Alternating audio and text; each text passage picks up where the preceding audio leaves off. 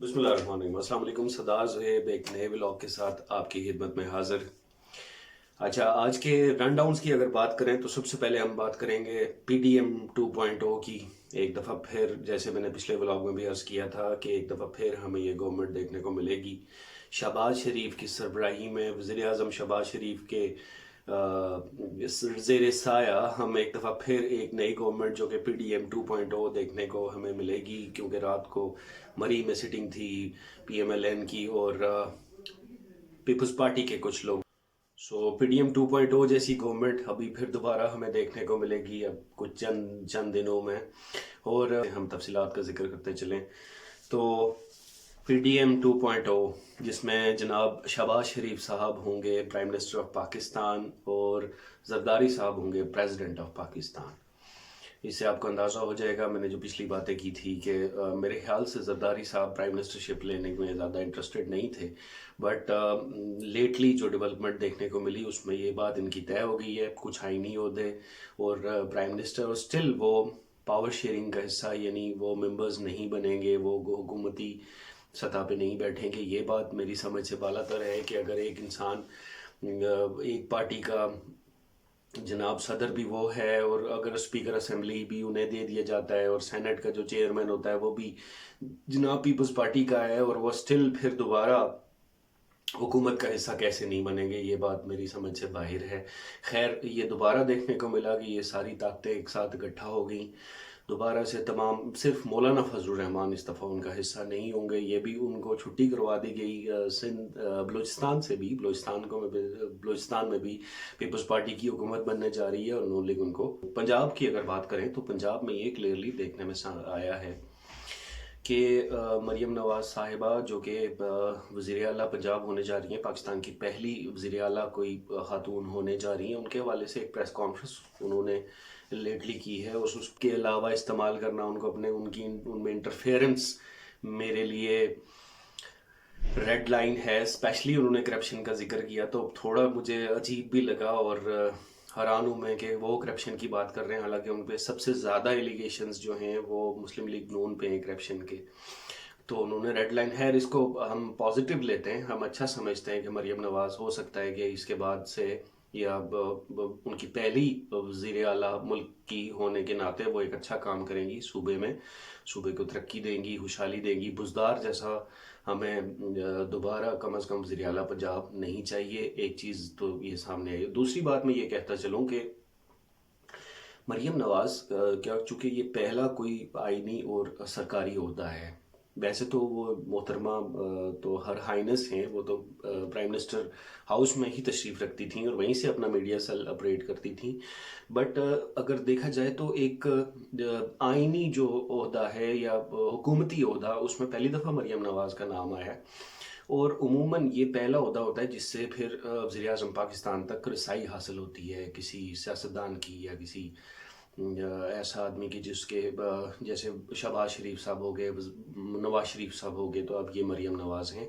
तो इस तरह ये एक जो मरूसी सियासत में उमूमन जब इंसान को दाखिल किया जाता है तो जो पहला स्टेप होता है वो वज़ीर आला होता है, जैसा कि उन्हें दे दिया गया। हालांकि वो अपनी सीट हारी हुई है, ये क्लेम आ रहा है उन पे, लेकिन फिर भी वो वज़ीर आला पंजाब होंगी। लेकिन उम्मीद है, मुझे ये लगता है, ऐसे मुझे ये फीलिंग आ रही है कि मरीम नवाज़ काम करेंगी क्योंकि उनका पहला होता है।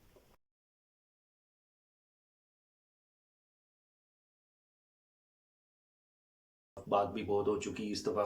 जो गवर्नमेंट बनी है वो इंतहाई ज़्यादा जो ना मुतनाज़ा गवर्नमेंट सामने आई है। तो उम्मीद है कि मरीम नवाज़ इस सिलसिले में काम करेंगी, लगता यही है, उनकी एनर्जीज़ भी पॉजिटिव हैं। हो सकता है कि वो काम इस दफ़ा करें। लेकिन मैं आपको एक चीज़ बताता चलूँ कि चूँकि वफाक ने पैसे दे देने होते हैं वज़ीर आला या सूबे को, तो उसमें उन्होंने बस उस पैसे को अच्छे तरीके से इस्तेमाल करना होता है, आवाम की खिदमत के लिए इस्तेमाल करना होता है, अस्पताल बनाने, स्कूल बनाने, सड़कें बनानी हैं। तो ये चीज़ें तो पहले भी हमने देखा है कि नून लीग की तरजीहात है, स्पेशली इंफ्रास्ट्रक्चर काफ़ी हद तक उन्होंने मुल्क में बेहतर किया है। तो उम्मीद है कि मरीम नवाज़ से भी हमें ऐसी चीज़ें देखने को मिलेंगी कि जो एक पॉजिटिव होंगी इस पंजाब के लिए, और हो सकता है कि पंजाब की बेहतरी हो।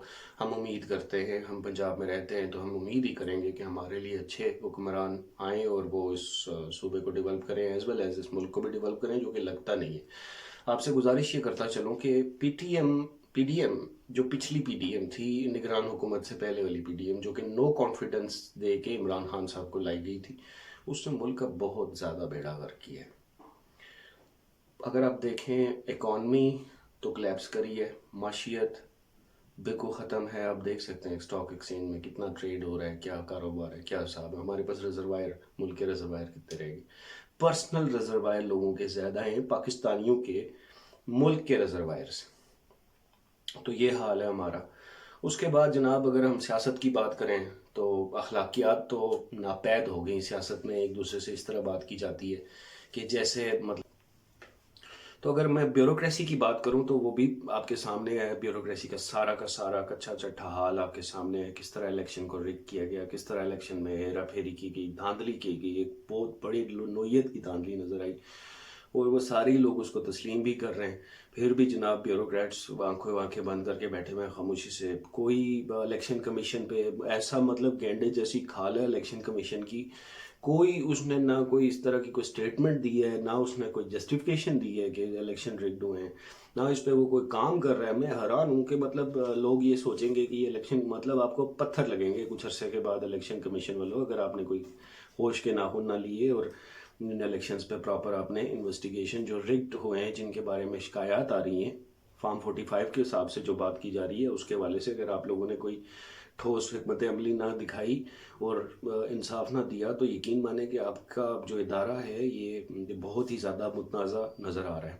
اچھا، اس سلسلے میں ایک اور بات کریں کہ صدر عارف علوی صاحب، انہوں نے ایک پریس کانفرنس کی ہے اور بڑی خوبصورت باتیں ان کی مجھے لگی، میں نے سنی، میں آپ سے شیئر کرتا چلوں لاسٹ میں، کہ انہوں نے کہا کہ آپ سب لوگ ایلیٹ لوگ ہیں، لوگوں کی باتیں سنیں، مہربانی سے اپنے ترجیحات کو بلند کیجئے۔ یہ ایک بڑی خاص بات ہے کہ اپنی ترجیحات بلند کریں اور عوام کو موقع دیں، عوام کا مینڈیٹ بحال کریں۔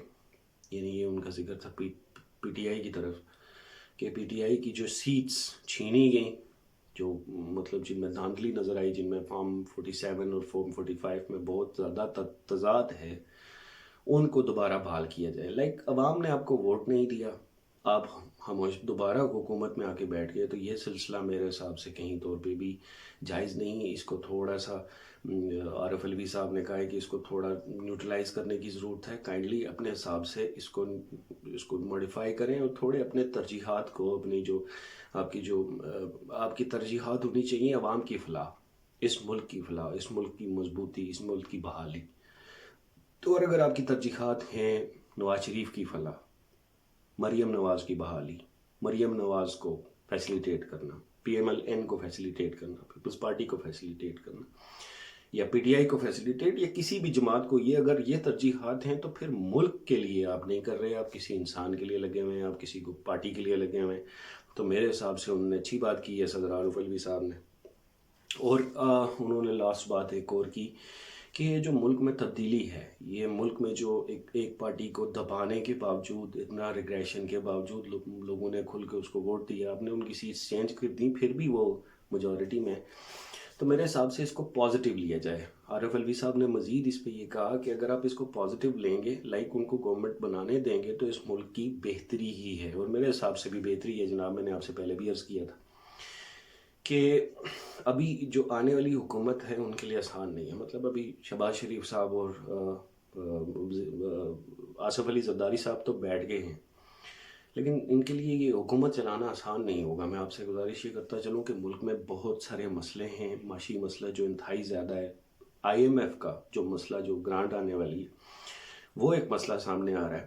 تو ان کو دوبارہ جو حکومت جو بھی آئے گی، اس کو دوبارہ آئی ایم ایف پروگرام میں آنا پڑے گا۔ آئی ایم ایف آئے گی، دوبارہ سے وہ ایک تحقیقات کریں گے، آپ کے بلز دیکھیں گے، آپ کی جنریشن آپ کی دیکھیں گے، اور اس کے بعد آپ کی منی جنریشن کے ساتھ ساتھ وہ یہ بھی دیکھیں گے کہ ملک کے پاس ریزروائر کیا ہے، ملک کے پاس ری گین کرنا، ٹیکسز وغیرہ جو ہیوی اماؤنٹس ملک کے پاس ریزروائر گین ہوتا ہے، وہ ہیوی لیول آف ٹیکسز سے ہوتا ہے، ٹیکسٹائل انڈسٹریز سے ہوتا ہے، شوگر انڈسٹریز سے ہوتا ہے، اور بہت سپورٹس انڈسٹریز، چھوٹی موٹی جتنی بھی انڈسٹریز مل کے لگی ہیں وہ ٹیکس دیتی ہیں، جس سے ملک کا نظام چلتا ہے، لیکن اس ٹیکس کو چوری کیا جاتا ہے۔